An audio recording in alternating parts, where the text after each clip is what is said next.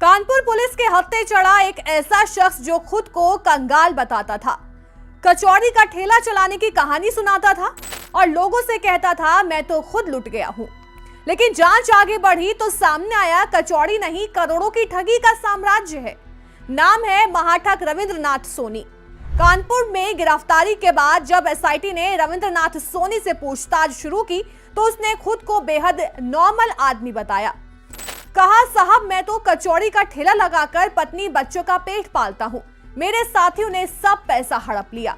लेकिन ये कहानी ज्यादा देर नहीं चली। जैसे जैसे जांच आगे बढ़ी वैसे वैसे सोनी की असली जिंदगी परत दर परत खुलती चली गई। गिरफ्तारी के बाद एसआईटी सबसे पहले देहरादून पहुंची, जहां सोनी का एक आलीशान फ्लैट था। यहीं उसकी पत्नी और बेटी रहती थी।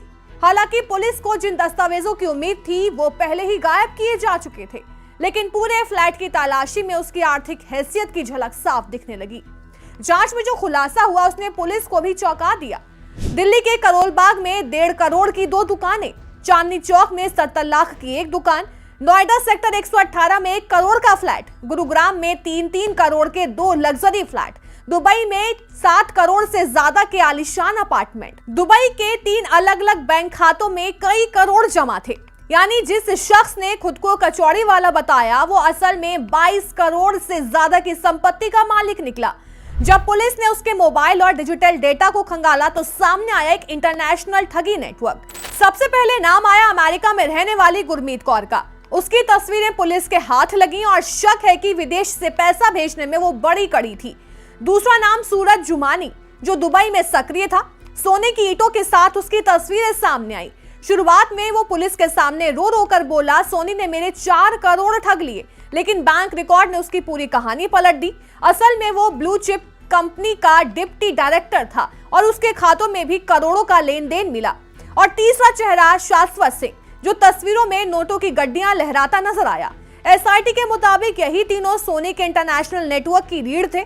सोनी की गिरफ्तारी के अगले ही दिन सूरज जुमानी खुद कानपुर पुलिस कमिश्नर से मिलने पहुंचा।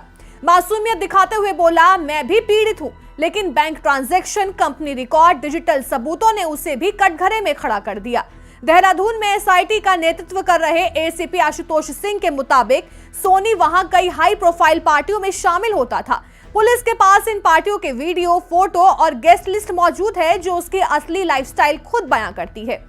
कानपुर में अब तक सोनी पर 6 एफआईआर दर्ज हो चुकी हैं। गुरमीत कौर, सूरज जुमानी और शाश्वत सिंह भी आरोपी बनाए गए हैं। 700 से ज्यादा पीड़ित अब तक सामने आ चुके हैं।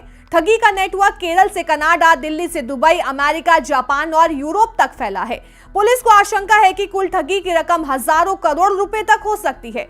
सबसे चौंकाने वाली बात यह है कि सोनी का दुबई से भागने का तरीका। दुबई पुलिस रिकॉर्ड में उसके देश छोड़ने का कोई डेटा नहीं मिला।